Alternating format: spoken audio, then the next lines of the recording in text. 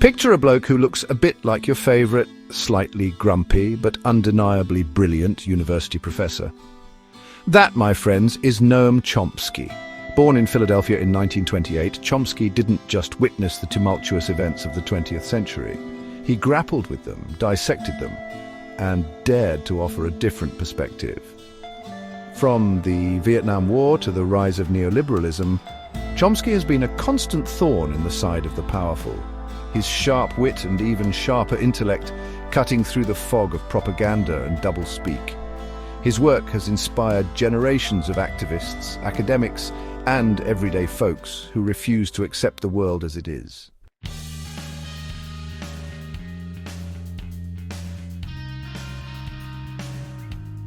Enter David Bassamian, a journalist and radio broadcaster with a knack for asking the tough questions. In Class Warfare interviews with David Bassamian, these two intellectual heavyweights engage in a series of conversations that are less like cozy chats and more like verbal sparring matches.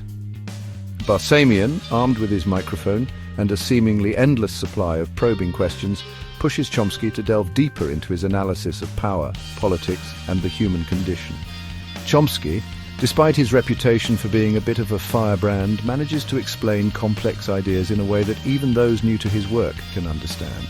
The result is a dynamic and engaging read that feels more like eavesdropping on a private conversation between two brilliant minds than slogging through a dense academic tome.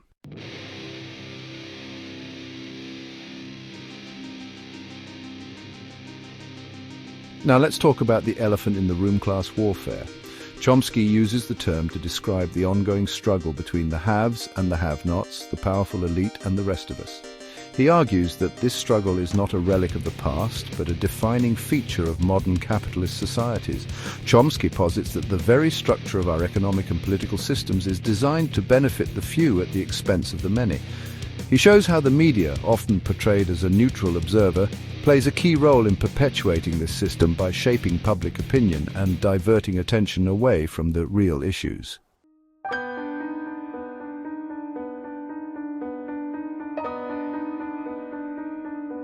Right then, let's dive headfirst into Chomsky's worldview, where the political landscape looks less like a level playing field and more like a rigged game of Monopoly. Chomsky argues that true democracy, the kind where the little guy actually has a say, is more of an aspiration than a reality in our current system. He points to the undue influence of corporations and wealthy individuals in shaping government policy. Chomsky argues that this creates a system of inverted totalitarianism where the illusion of choice masks a deeper reality of concentrated power. We're given the illusion of choice in elections, but the options presented to us are often limited to those who align with the interests of the ruling elite.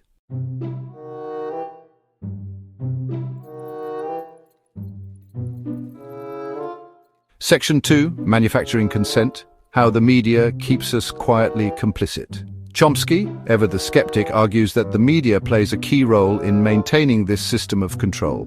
He contends that instead of challenging power, the media often acts as its mouthpiece, shaping public opinion in a way that benefits the status quo. Chomsky and Bassamian delve into what Chomsky calls the propaganda model of media, which argues that media outlets, beholden to corporate interests and advertisers, subtly filter and frame news stories to align with their agendas. They point to examples of how dissent and protest are often demonized or marginalized in mainstream media, while the voices of the powerful are amplified and given a platform.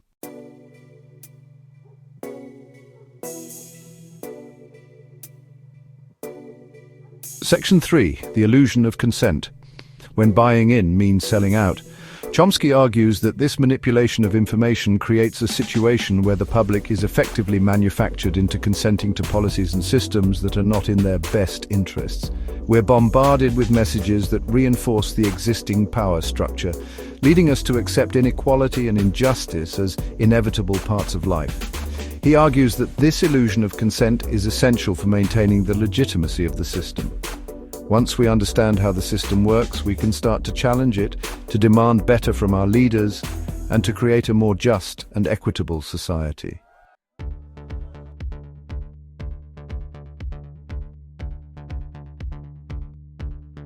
Section 4, the price of apathy, from silent discontent to roaring outrage. Chomsky's analysis, while often critical of the status quo, is ultimately a message of hope. He believes in the power of ordinary people to create change, but he also recognizes that this change will not come easily. He challenges us to become active participants in our own governance, to hold our leaders accountable, and to demand a system that works for everyone, not just the privileged few. Chomsky's work is a call to arms, an invitation to join the fight for a better world.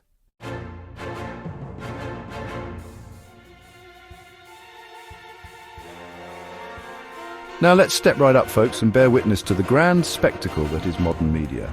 It's a dazzling display of flashing lights and booming voices, all vying for our ever-dwindling attention spans. Chomsky, however, sees through the smoke and mirrors, pointing out that this constant barrage of information often serves to distract us from the real issues at hand. He argues that the media, in its pursuit of ratings and profits, has a tendency to prioritize sensationalism over substance. We're bombarded with celebrity gossip, trivial scandals, and fear-mongering headlines, while crucial issues like poverty, climate change, and systemic inequality are relegated to the sidelines. Chomsky argues that this focus on the superficial creates a culture of instant gratification, where complex issues are reduced to sound bites and Twitter wars.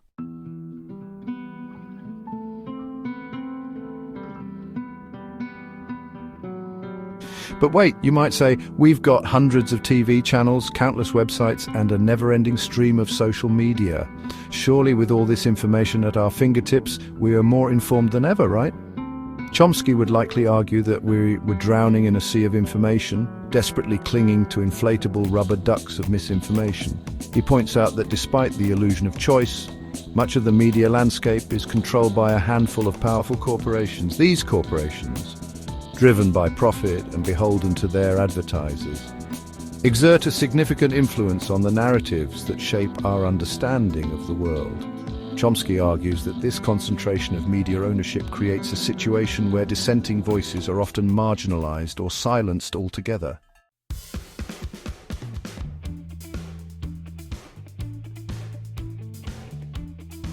So what's a discerning citizen to do in this age of information overload and media manipulation? Chomsky would likely suggest that we approach the news with a healthy dose of skepticism. He encourages us to question everything, to look beyond the headlines, and to seek out diverse sources of information. He reminds us that the media is not a monolithic entity. There are still journalists and outlets out there who are committed to truth-telling and holding power accountable. Chomsky advocates for media literacy, urging us to develop the skills to critically analyze the information we consume. In essence, he's calling for us to become active participants in the information ecosystem, rather than passive consumers of pre-packaged narratives.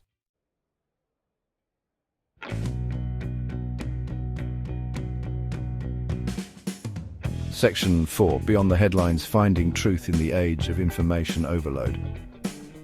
Chomsky's insights into media manipulation are not meant to discourage us from engaging with the news altogether. Instead, he wants us to be more critical, more discerning, and more aware of the forces that shape the information we consume.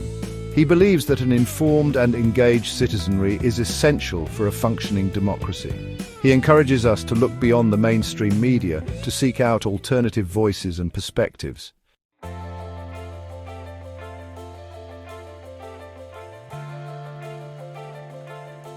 Section 1. The invisible hands tight grip how policies benefit the few.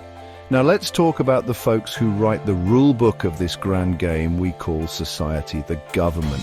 Chomsky argues that far from being neutral arbiters of the common good, governments often act in ways that benefit the wealthy and powerful at the expense of everyone else. He points to the revolving door between government and big business, where politicians and corporate lobbyists waltz back and forth, blurring the lines between public service and private interests. Chomsky argues that this concentration of power in the hands of the few undermines the very principles of democracy.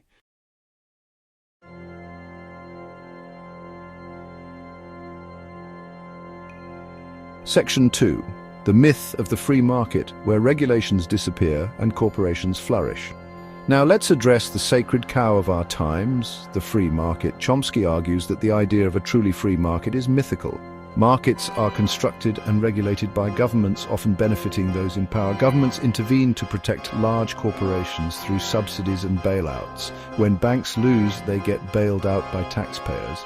But ordinary people are told to pull themselves up by their bootstraps. This creates a system where the rich get richer and the poor fend for themselves.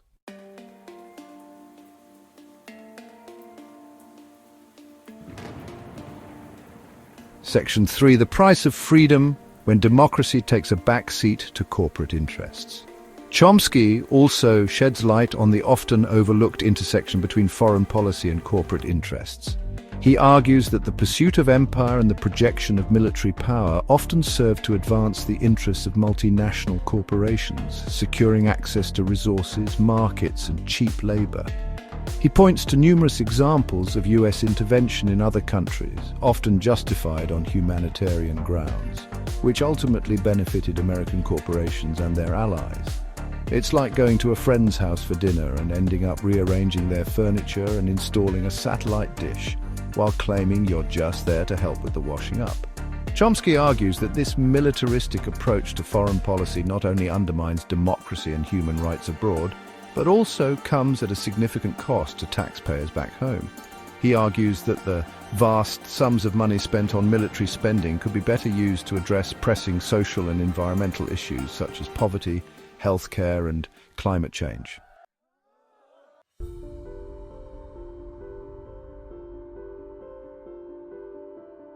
Section 4. Challenging the orthodoxy towards a more just and equitable society. Chomsky's analysis of power, while often critical of the status quo, is not meant to be a cause for despair. Instead, he sees it as a call to action, a challenge to question the narratives we're told, and to demand a more just and equitable society. He reminds us that the current system is not inevitable, but is the result of choices made by those in power. He argues that real change requires a fundamental shift in our understanding of power and our role in challenging it. This means engaging in critical thinking, questioning authority, and holding our leaders accountable. It means supporting social movements, participating in grassroots organizing, and demanding a system that prioritizes the needs of the many over the profits of the few. Chomsky's work is a reminder that a more just and equitable world is possible, but it requires us to be active participants in its creation.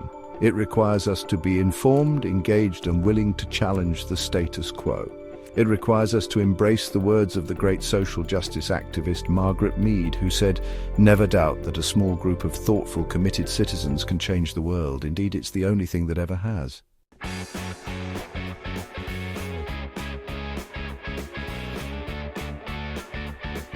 Section 1.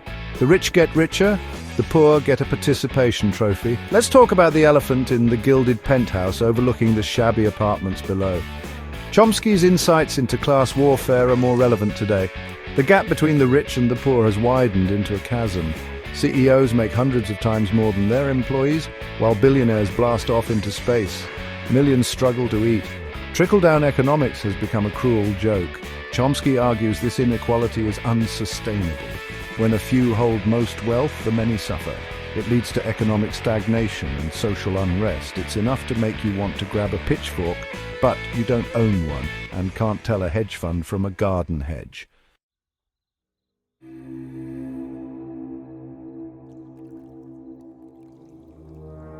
The corporate death grip. When companies are people, just richer. Chomsky's critique of corporate power also rings true in today's world, where multinational corporations wield immense influence over governments and economies. These behemoths, with their sprawling global empires and bottomless pockets, often dictate the terms of trade, influence regulations, and shape the very fabric of our lives. We're living in an era where companies like Amazon and Google have become verbs, where our data is mined, packaged, and sold to the highest bidder, and where our every online move is tracked, analyzed, and used to manipulate our behavior. It's enough to make you want to throw your smartphone in the bin, but then you remember you use it to order takeaways and watch cat videos, so maybe you'll just put a bit of tape over the camera for now. Chomsky would likely argue that this level of corporate control is antithetical to democracy. When corporations are allowed to operate with impunity to prioritize profit over people and the planet, it creates a system where the common good is sacrificed on the altar of shareholder value. It's enough to make you want to start a revolution, but then you realize you have a dentist appointment and a load of laundry to do, so maybe you'll just post a strongly worded comment on social media instead.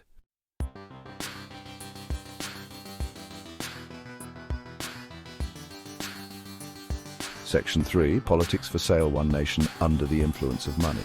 And what about politics? Chomsky's analysis of the corrupting influence of money on politics is as relevant as ever in an era of super PACs, unlimited campaign contributions, and a revolving door between government and the private sector. It's a system where politicians spend more time fundraising than legislating, where lobbyists whisper in the ears of power, and where the needs of ordinary citizens are drowned out by the clinking of champagne glasses and the rustling of campaign checks. It's enough to make you want to give up on the whole system altogether, to retreat to a remote cabin in the woods and live off the grid. But then you remember that you enjoy the conveniences of modern life, like indoor plumbing and high-speed internet, so maybe you'll just write a strongly worded letter to your MP instead. Who knows? Maybe they'll read it between rounds of golf with their corporate sponsors. Chomsky argues that this level of corporate influence in politics creates a system that's rigged against the average person. When elected officials are more accountable to their donors than to their constituents, when policies are crafted to benefit the few at the expense of the many, it erodes trust in democracy and creates a sense of apathy and cynicism among the electorate.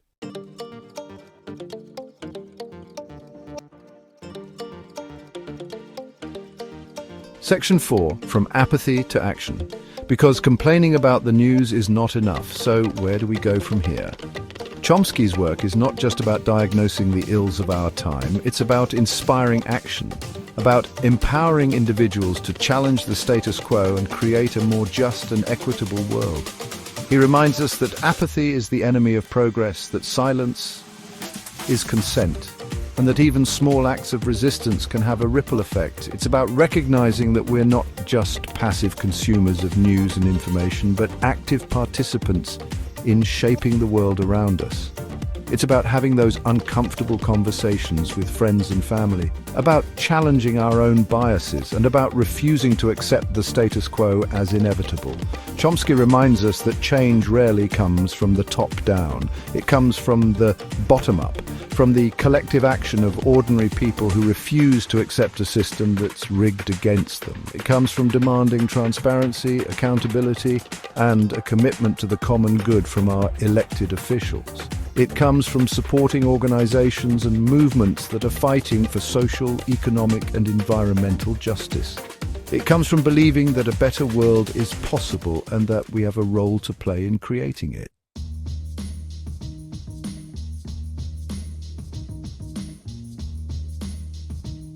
Section 1. The Timelessness of Truth, Chomsky's Enduring Legacy. So there you have it, folks, a glimpse into the mind of Noam Chomsky, a man who spent the better part of a century dissecting the intricacies of power, pulling back the curtain on political theatre, and generally making people uncomfortable with his uncanny ability to expose the emperor's lack of sartorial choices. Reading Chomsky can be a bit like downing a pint of strong espresso while riding a roller coaster. Exhilarating, thought-provoking, and potentially leaving you with a slight tremor afterwards. But here's the thing about Chomsky. He doesn't just point out the problems. He challenges us to confront them. He provides a framework for understanding the world around us, a set of intellectual tools to dismantle the scaffolding of propaganda and expose the gears of power. He reminds us that the stories we tell ourselves about how the world works, about free markets, benevolent governments, and objective media, are often just that, stories. His work is a testament to the power of critical thinking, the importance of questioning authority, and the enduring belief that a more just and equitable world is possible. He reminds us that apathy is not a viable option, that silence is acquiescence, and that even in the face of seemingly insurmountable challenges, the human capacity for hope and action remains our greatest asset.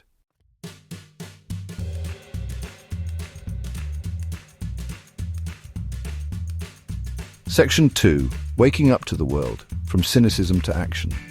It's easy to feel overwhelmed by the problems we face: climate change, economic inequality, political corruption. But Chomsky's work reminds us that oceans are made up of drops, that every act of resistance, every voice raised, contributes to change. He challenges us to move beyond cynicism, to embrace our agency as citizens. Progress is fought for from below, by ordinary people daring to imagine a different world. So, the next time you feel overwhelmed, remember Chomsky's words. Knowledge is power, and critical thinking is our greatest weapon. If enough of us wake up, we might just change the world.